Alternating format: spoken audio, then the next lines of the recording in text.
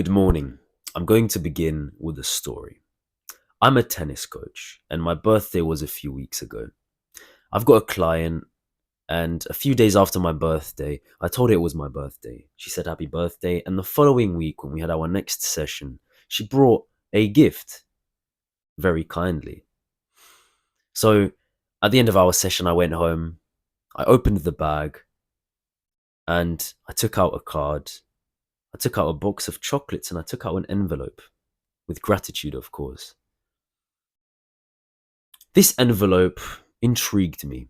I felt it, and it wasn't flat like it was just a card, like a gift card, or maybe some sort of another a card hidden in that envelope. It was like a bit thicker. I opened the envelope, and in it was this. Okay, so I looked at it, and I'm a bit baffled. I've never seen anything like this in my life. I observe, and I come to realize that it's this little device to help you keep track of the score when you're playing tennis. You can stick it to your racket, and basically it just helps you keep track of the score. But very quickly after observing and realizing what this is for, I became upset. I became annoyed because this is not needed. I've got a brain that I can use to keep track of my score. Now, what annoyed me most was that, now I haven't opened it. I'll probably give it to someone who actually needs it or really wants it. And like if my client is watching this, of course, I am appreciative of your thoughtfulness. But if you look at this, right, this, like, at first glance, what do you think? Like, this is what I think. Why do I need a device to keep track of the score? I've got a brain. I've literally got a brain. I'm not a retard. I can remember the score for like 1 minute for when I play a point. But what annoyed me the most was that it's made out of plastic, like probably plastic. It's probably not made out of wood or paper. It would get wet if you're playing in the rain. But it's most probably made out of plastic. Like, it looks like it's plastic. It feels hard. It feels like it's plastic. That's what annoyed me.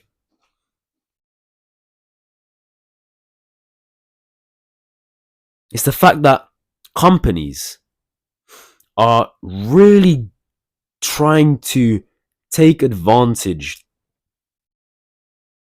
of people's comfort and really trying to monetize comfort. They're trying so hard to create products that fit everybody's needs. And you might think, oh yeah, that's a good thing, right? No, I really don't think that's a good thing. Like, something as ridiculous and basic like this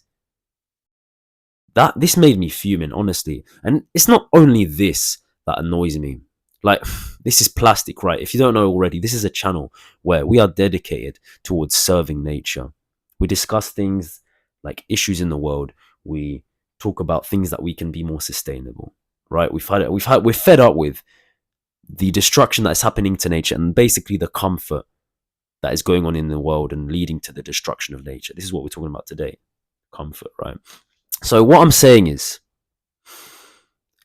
do humans really need the comfort of having the score on their racket and keeping that score with a little piece of plastic? Do they really need that comfort, even though they're going to have to pay for nature's health to have that comfort? Because like crude oil was needed to make this plastic, right? Crude oil releases CO2, and you might think, oh, that's not a lot. Like, just one product. Come on, like, it's probably like oh, not even 100 grams in weight. But see that ITF made that. This company has made probably thousands of these, hundreds of thousands of these. That's a lot of plastic. It adds up, and it's not only this company. I'm not just like crapping on this company. I'm not just like criticizing this company. There's many companies, man. You know, those Kinder eggs that you may have gotten from a teacher. I used to get these Kinder eggs from my tutor after almost every single lesson. And I'd open up the chocolate, I'd eat it, and inside was this yellow, small, cylindrical package. I'd pop it open, and inside was a toy, this plastic toy. Maybe it was a little dinosaur figure. Maybe it was a little car that you could roll along the table.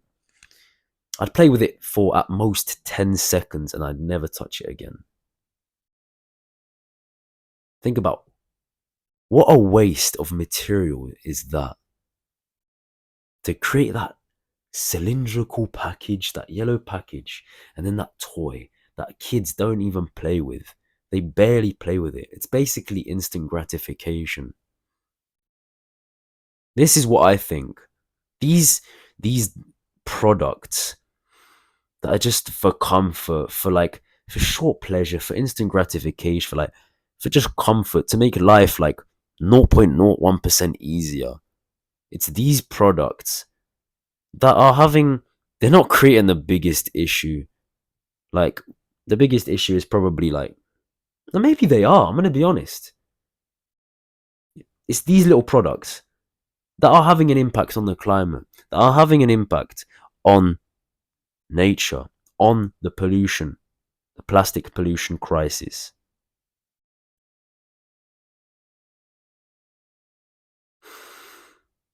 There's so many types of these little crappy things, and I hate them. I honestly hate them.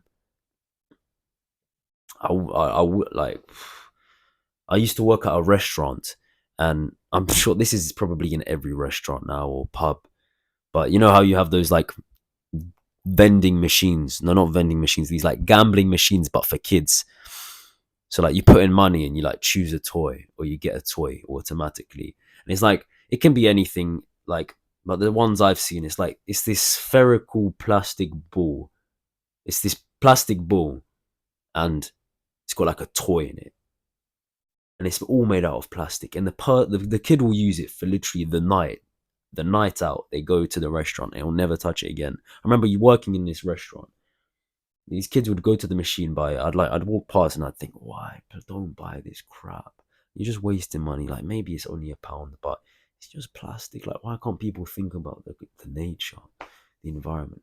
These kids will use this plastic toy. They'll play with it literally for maximum 1 minute, maybe even less, because it's such a crap toy.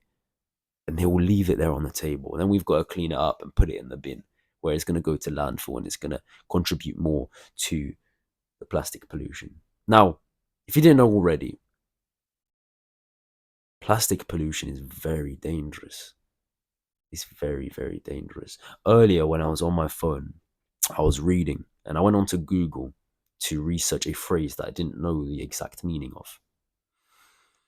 And as I go onto Google, there's a few headlines just to catch your attention, right? One catches my attention. I glance at it 1 second, but I stay with it. And it reads something like microplastics detected in testicles. Human testicles. I read that and my eyes literally gaped open like this. Man. I clicked on the article and I read through it. Man, it's sad. I'm gonna be honest. If you didn't know about microplastics and why they're dangerous, why there's a bit of fuss around this, why are scientists doing these tests to see if microplastics are in testicles? Well, if you just think with a literal just a simple brain, right, with simple thoughts. Plastic, man-made, it's got chemicals. It's obviously not good for nature. It doesn't biodegrade. So that's the basic thing. But now, if it gets into our bodies, this is a bit more scientific. You might not know this. If it gets into our bodies, basically these chemicals can be released into our bodies. I don't know what chemicals they are. They are harmful chemicals. So that's all that we really need to know. These harmful chemicals get released into our bodies and they are endocrine disruptors, meaning that they disrupt our hormonal levels. For men, they decrease testosterone. Testosterone is the men's hormone. It's the hormone for men that makes us like men, right? It's the hormone that gives men the deep voice.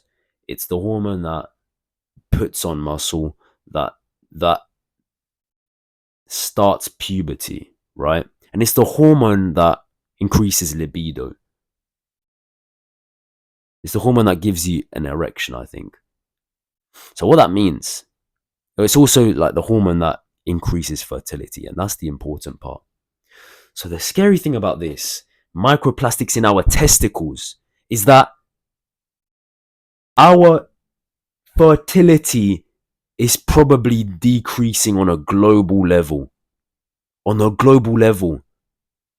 That means we are at threat of extinction because of plastic. Now, I thought we were going to be extinct because of climate change.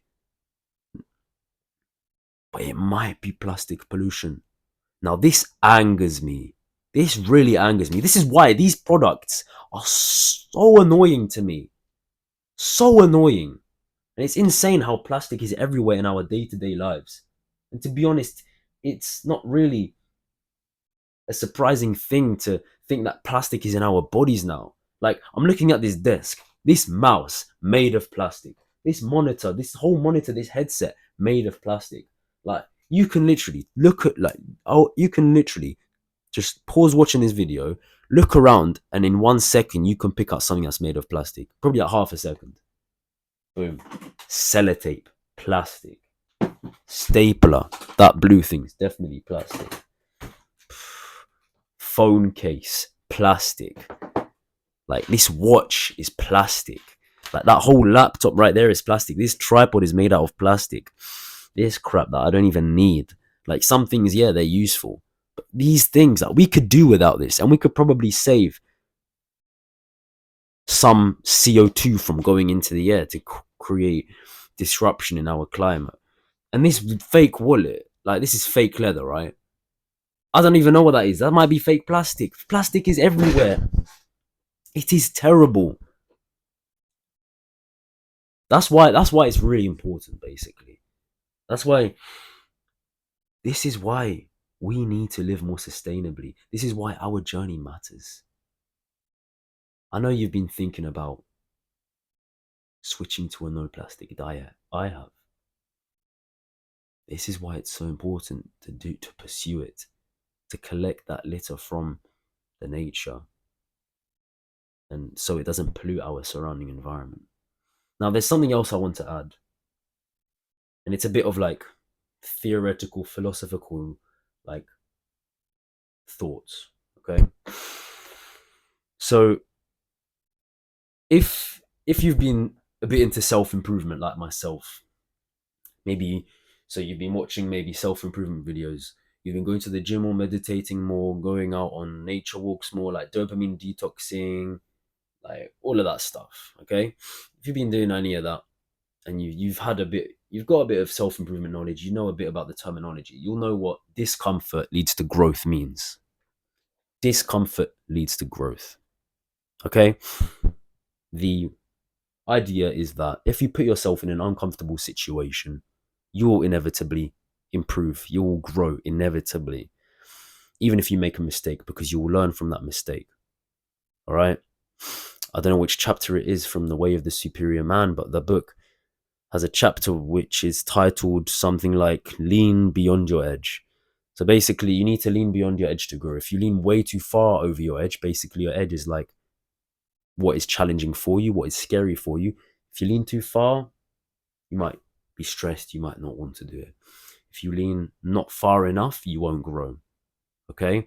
So, like, a simple example is you go to the gym, you train, maybe it's sore, your bicep is sore when you're doing bicep curls, but because of that pain, there are micro tears happening in your muscle fibers. They're going to grow stronger, bigger because of the stimulation. It's like your muscle has been told, oh, you need to get bigger, stronger. It's like if you're in a social situation, okay, maybe your heart starts beating a bit faster. Maybe even your eyes tear up. That happens with me sometimes. Maybe because maybe you've never been in this situation. Maybe because you haven't got your confidence isn't past that level, but because you put yourself in that situation and you tried your best, you will grow, and next time you won't be as like awkward or lacking confidence. Okay, so discomfort leads to growth, right? We need to put ourselves in uncomfortable situations to grow, right? Now, the reverse of that is also true, and that is comfort leads to deterioration. You may have heard another version of this quote or phrase, and that is comfort is the killer of man. Now, you may have heard that from like big self improvement channels, like, I don't know, like Hamza maybe. Comfort leads to deterioration. I like to think that I made this up. Maybe there's another guy on the other half of the world, on the other side of the world, who also says this. Maybe he's got his own self improvement channel or something. But there probably is someone who says this. There's people who think about this, but I made this phrase up. I didn't get that phrase from anyone. Okay, so like I can claim. Basically, I'm saying like I got the phrase because as a result of my authentic thoughts. Okay, comfort leads to deterioration. The reason why this is true, let's say you go jump in your car to go down the road and buy something from the shop. Okay, now the reason why it leads to deterioration and it's not good, well, obviously we know that driving a car is comfortable because it's convenient. You get there quicker. You don't have to like use your energy.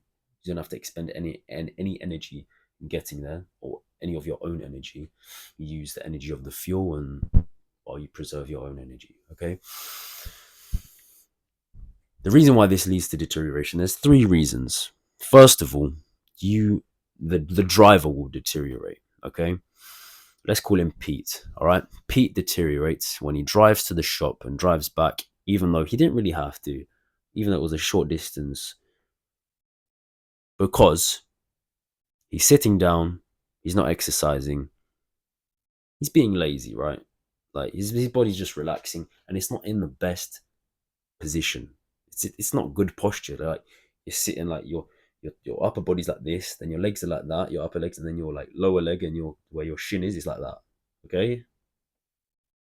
So yeah, if you didn't know, like people who work at offices, if they don't exercise or do anything to relieve the tightness in their legs, their hips are very tight. Their hamstrings are so tight. Like I'm pretty sure like 80% of people who work in offices and sit down at the desk all day for like 9 to 5, they probably have like quite bad flexibility. They probably cannot touch their toes, right?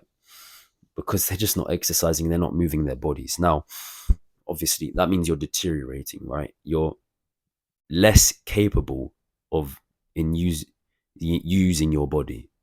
Okay, you are less able to use your body, or you're less able to use it in the full range of motion. Okay.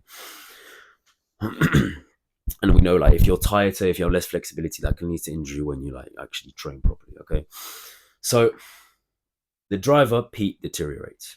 Number two, comfort leads to deterioration because the pollution that the car is producing can harm the people around the driver in the local area, right? So like let's say that Pete drives to the shop, there's pedestrians walking on the paths. Those pedestrians gonna have to unfortunately inhale carbon monoxide, like all of this crap that is not good for our lungs. There you go. Then their lungs deteriorate. They're less healthy. They're less capable human beings. Third of all, because that pollution is entering the atmosphere, it's harming the environment. Okay, creating climate change. If it harms the environment, then humans also suffer because humans depend on nature, on the environment very, very much, right? If nature can live without us, but we cannot live without nature. Like, we need water from nature. We need clean air from nature to thrive. We need sunlight. We need food from nature, and like crops and animals. We need the life cycle to be balanced. I mean, the food cycle. So that's why that's basically a little explanation as to like why comfort leads to deterioration. And like, if you use this, like, you're using your brain less, let's be honest, and you're also using plastic. Like, this honestly, this might not seem like a big issue. I need to really like emphasize how important this is. I really, really do. Like, the more plastic we use today, the less likely we are to have kids. This is an important, pressing issue in today's world. Honestly, it's our comfort that is exploiting nature. That is the issue. It's the fact that comfort exploits nature. All of these crappy products that we just don't need. We do not need.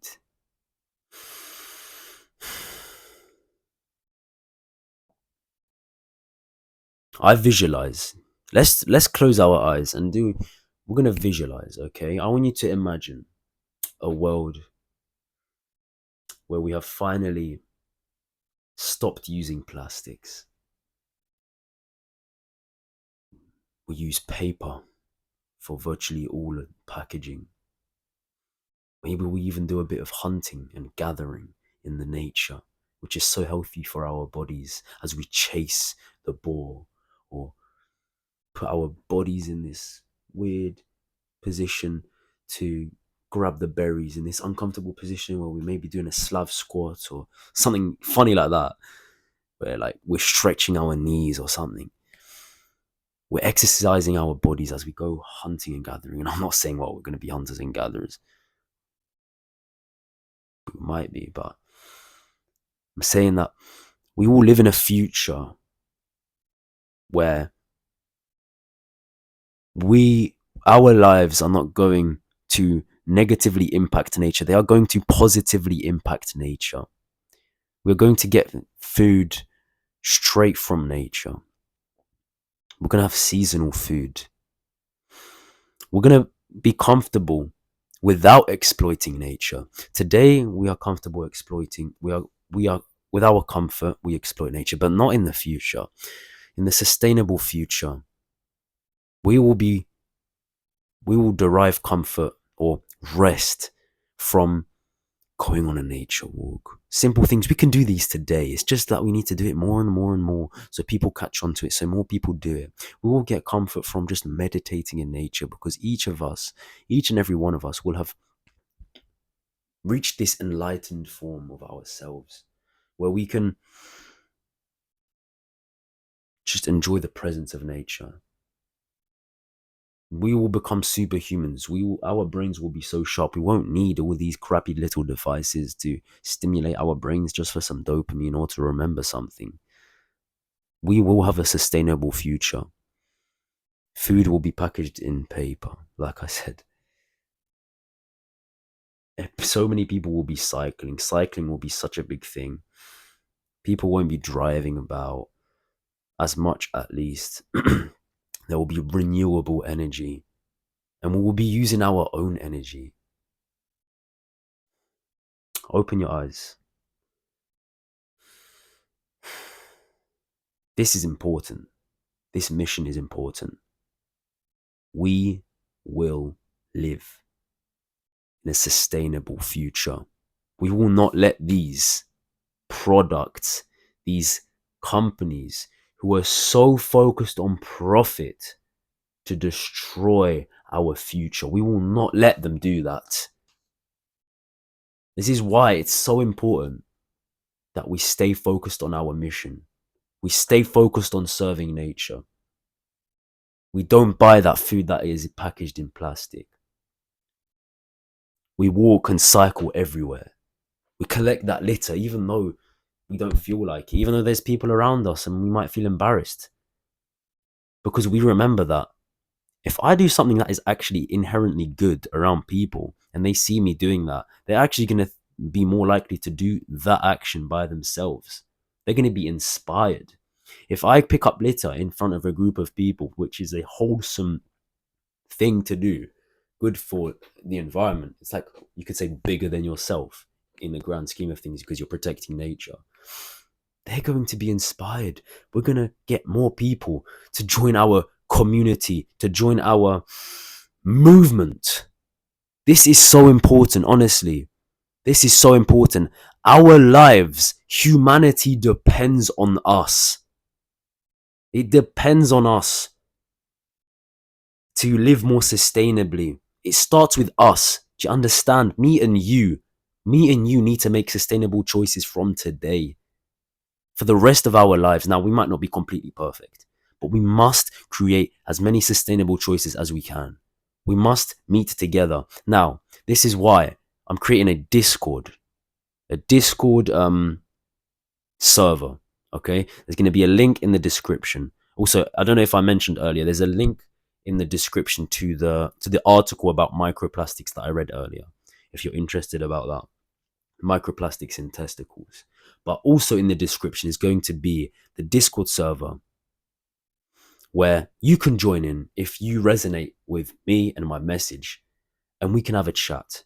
We can talk about solutions. We can talk about solutions, yeah. And if you feel like your mental health isn't the best, I'm happy to help with that too, because I suffered from climate anxiety. Sometimes I do suffer little like negative thoughts. It's natural. Like, we think realistically, right? We're in the real world.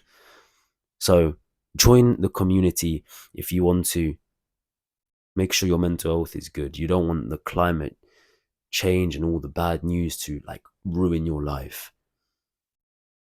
And we will create an impact. I'm telling you, we will create an impact. The way I see my life now is that I do not see a point in living unless I'm doing something to create a positive impact with regards to sustainability.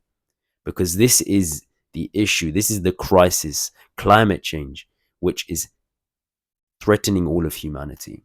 And if I'm not doing something to try and improve the situation, I will be depressed. I will feel sad. I will feel purposeless. I will feel directionless. And I will waste my time mindlessly scrolling. I will just eat crap and like just watch pointless stuff on YouTube and all of this.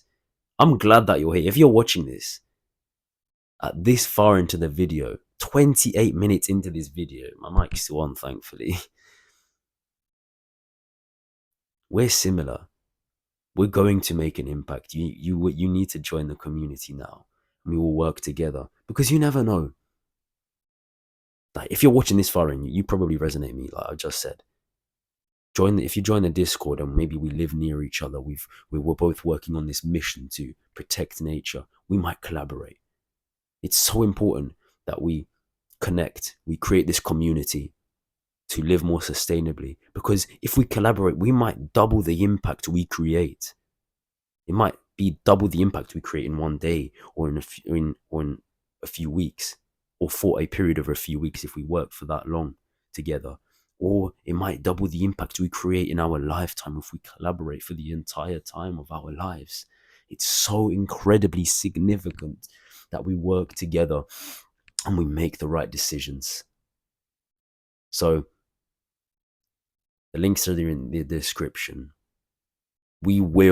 I'm telling you, we will live more sustainably. We will not let those companies just work for profit. We cannot let them just grind out profit, even though the products are so unprofitable for nature.